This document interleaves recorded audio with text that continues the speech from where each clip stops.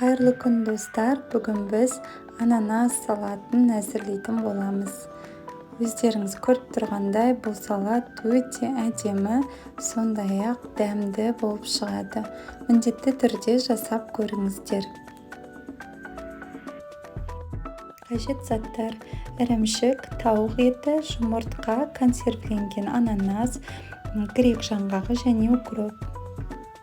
Ең алдымен жұмыртқамызды осындай үккіштен өткізіп аламыз.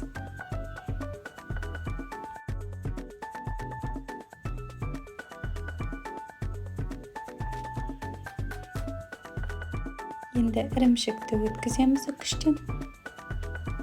Өте майда жағынан өткізу керек.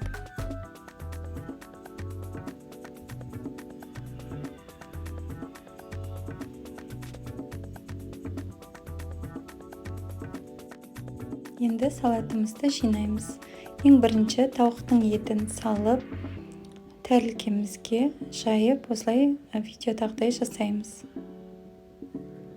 Оның үстіне майонез жағамыз.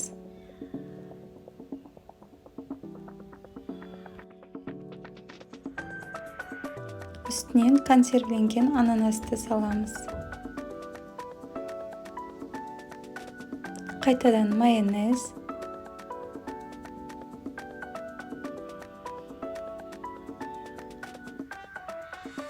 Осылай қасықпен жағып шықсаңыздар да болады.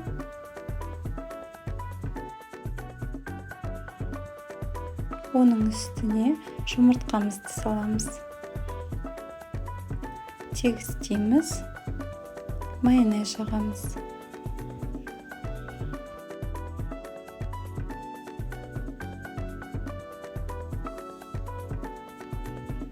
Енді ірімшігімізді саламыз.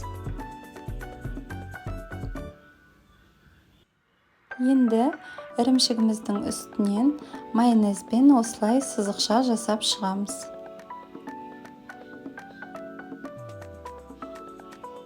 Енді көлденеңнен сызамыз.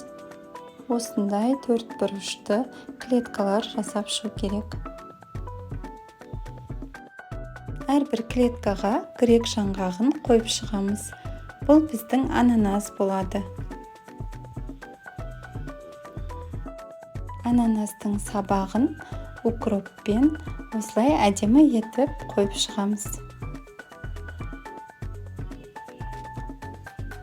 Ал міне біздің ананас салатымыз дайын болды. Кез келген мерекелік үстелдің сәні болатынына сенімдімін. Міндетті түрде жасап көріңіздер. Дәмі өте керемет, тіл үйіретін болып шығады. Сіздермен болған Ботафуд. Менің каналыма тіркеліп, лайк басып, пікір қалдыруды ұмытпаңыздар. Астарыңыз дәмді болсын.